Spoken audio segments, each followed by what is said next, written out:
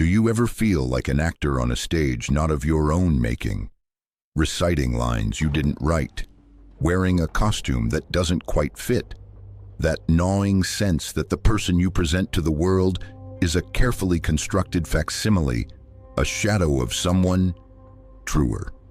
This isn't mere adolescent angst. It's a profound human predicament, the struggle to become who you truly are in a world that relentlessly tries to mold you into who it thinks you should be. What if the greatest secret, the most radical act of rebellion, lies not in changing the world, but in daring to unearth and then become your authentic self, despite society's deafening chorus of conformity? Friedrich Nietzsche, one of history's most audacious and misunderstood thinkers, confronted this very question with brutal honesty and unparalleled insight in his final, deeply personal work, Ecce Homo, Behold the Man. This was not a philosopher cloistered in an ivory tower, spinning abstract theories. This was a man who had descended into the abyss of his own being, who had wrestled with sickness, solitude, and the crushing weight of being profoundly out of step with his time. And from these depths, he forged a philosophy of radical self-creation, a guide not to what you ought to be, but to how you become what you are. Ecce Homo is his testament, his audacious attempt to answer the question, how does one become what one is? In this exploration, we will not offer you simplistic formulas or feel-good affirmations. Instead, drawing from Nietzsche's own unflinching self-examination, we will unearth the intellectual tools and uncomfortable truths that can empower you to shed the masks society imposes, to confront your own unique destiny, and to embark on the most challenging yet most rewarding journey of all, the journey to becoming your true self. If you are ready to confront these uncomfortable truths, to gaze into the mirror of your own potential, and to reclaim your mind from the shackles of outdated beliefs, make sure you subscribe to MindMirror and join our journey of intellectual and existential exploration together. We will seek not just to understand, but to transform. Nietzsche begins Ecce Homo with a declaration that immediately sets him apart. Hear me, for I am such and such a person. Above all, do not mistake me for someone else. This isn't arrogance, and it's a profound statement about the burden and the necessity of true individuality. How often do you feel truly seen, truly understood for who you are, not for who others project you to be, or who society expects you to be? The pressure to conform, to fit into predefined boxes, is immense. We wear masks of profession, of social status, of agreeableness, often without even realizing it. These masks can offer a semblance of safety, of belonging. But what is the cost? Nietzsche would argue, it is the loss of your most authentic self, the dilution of your unique potential. In Ecce Homo, he meticulously dissects the influences that shaped him, his parentage, his illnesses, his encounters with great men like Wagner, even his dietary habits. He does this not out of vanity, but to demonstrate how one's unique constellation of experiences, both positive and negative, contributes to the destiny of becoming what one is. He speaks of his dual descent, as it were, both from the highest and the lowest rungs of the ladder of life, of being a decadent and a beginning. This embrace of contradiction, this refusal to be a simple or easily categorized being, is central to his understanding of selfhood. For you, this means a radical honesty. It means daring to look at the raw material of your own life, your upbringing, your talents, your wounds, your secret desires, not as things to be judged or hidden, but as the very elements from which your unique self must be forged. Nietzsche understood the pain of being misunderstood, of being reduced to a caricature by those who lacked the capacity to grasp his complexity. He who thought he had understood something in my work, he writes, had as a rule adjusted something in it to his own image, not infrequently the very opposite of myself. An idealist, for instance. This isn't just about how others see us, but how we see ourselves. Do we dare to confront the uncomfortable, the unconventional parts of our being? The intellectual tool here is ruthless self-interrogation, combined with self-acceptance. It's the courage to ask, who am I truly, beneath the layers of societal expectation and self-deception? And then the even greater courage to be that person, unapologetically.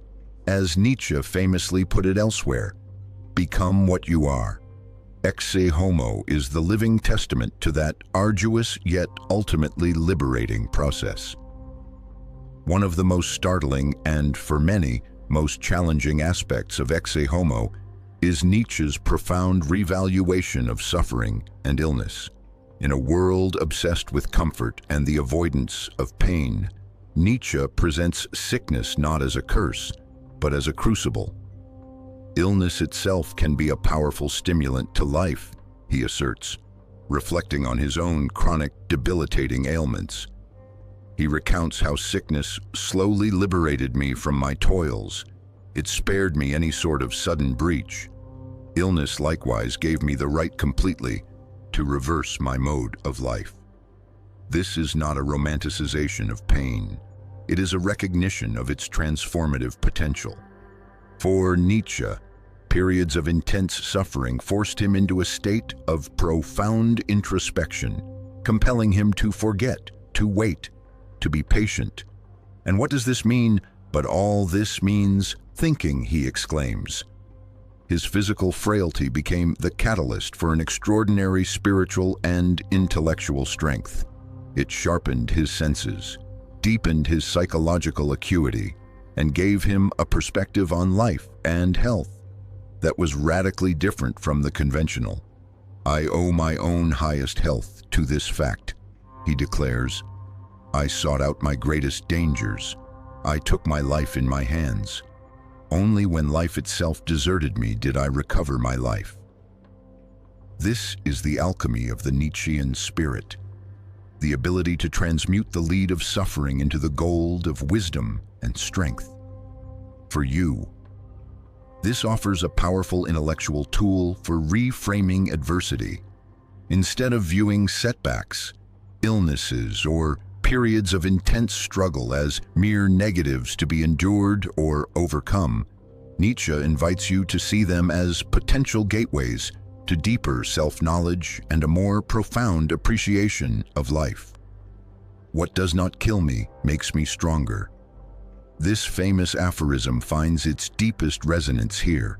The great health Nietzsche speaks of is not the absence of sickness, but the power to overcome it, to integrate it, to grow because of it. It is the resilience of a spirit that has learned to draw nourishment even from the most barren soil. So, when you face your own illnesses, be they physical, psychological, or existential, ask yourself, what is this experience forcing me to confront? What new perspectives, what hidden strengths might emerge from this crucible? This is not about passive resignation, but active, courageous transformation. Perhaps the most profound and, for many, the most challenging intellectual tool Nietzsche offers in Ecce Homo is his concept of amor fati, the love of one's fate. This is not a call for passive resignation to whatever life throws at you. It is an active, joyful embrace of everything that has made you who you are, and everything that will. My formula for greatness in a human being is amor fati. Nietzsche writes in the chapter, Why I Am So Clever.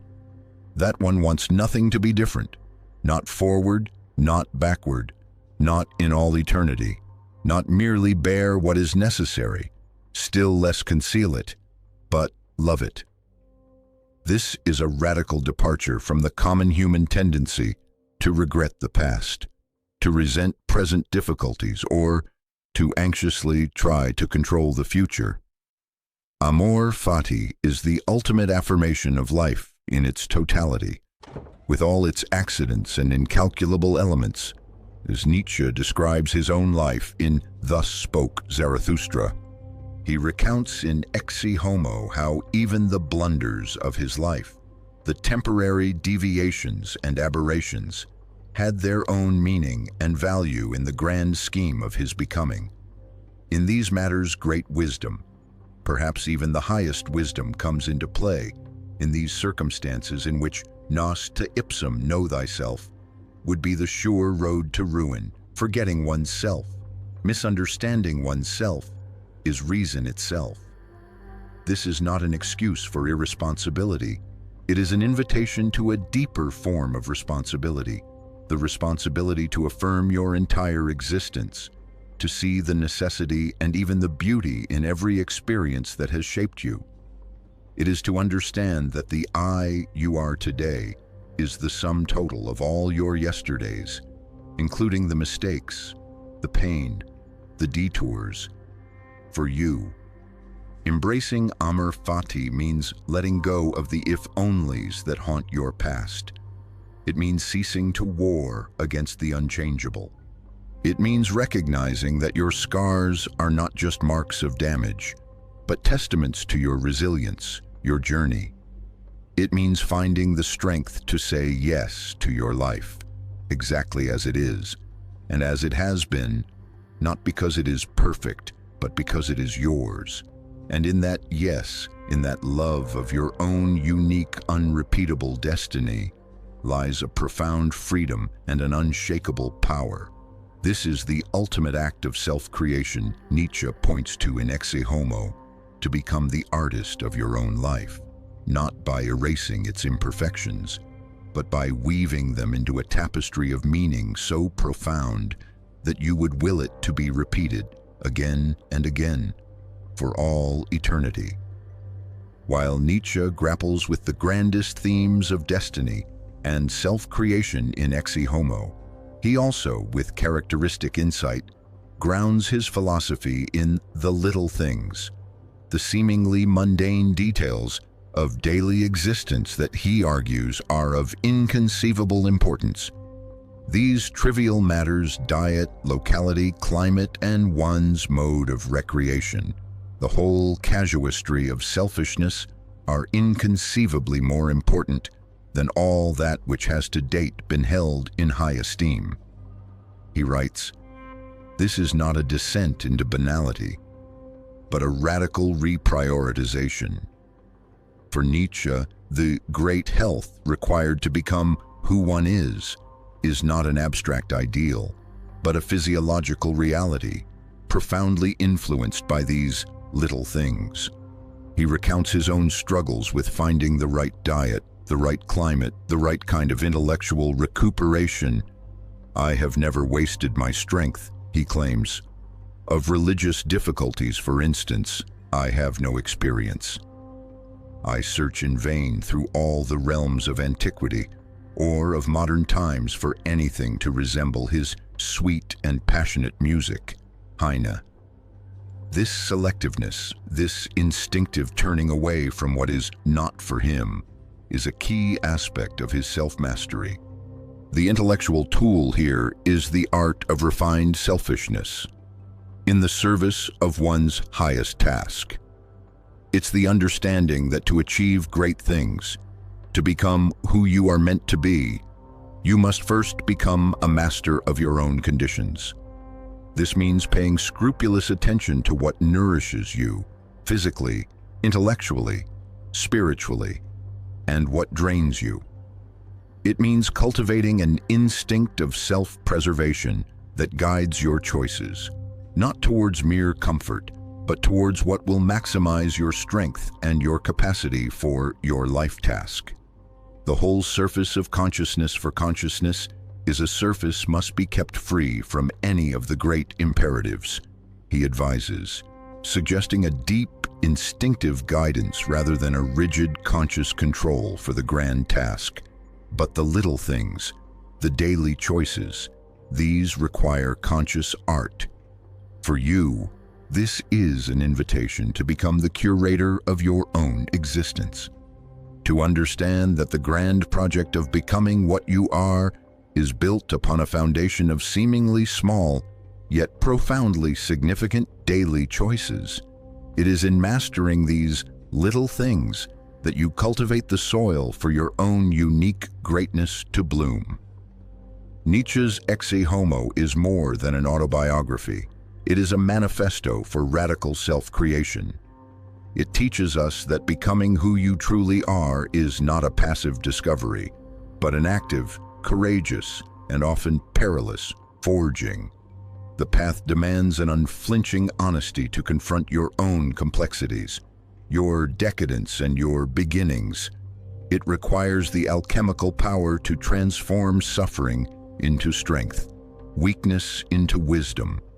It calls for an unwavering amor fati, a joyful yes to the entirety of your unrepeatable destiny, with all its shadows and its light. And it is grounded in the scrupulous mastery of the little things that cultivate the conditions for your highest potential. Nietzsche's secret, then, is not a secret at all, but an open challenge to stop seeking external validation, to cease being a mere reflection of others' expectations, and to become the sovereign artist of your own life, to declare with him, "Behold, I am what I must be," and in that declaration, find your ultimate freedom and your most profound power. What masks are you ready to shed? What sickness can you transform into your greatest strength? What is the unique destiny that you are called to embrace? Share your journey, your insights, your acts of becoming in the comments below. This path of self-creation is a solitary one, yet we walk it in the company of thinkers like Nietzsche who dared to light the way. If you are committed to this profound work of becoming, subscribe to MindMirror. Let us continue to explore these life-altering ideas together. Our next video will delve into Nietzsche's Zarathustra and the call of the Superman. You won't want to miss it.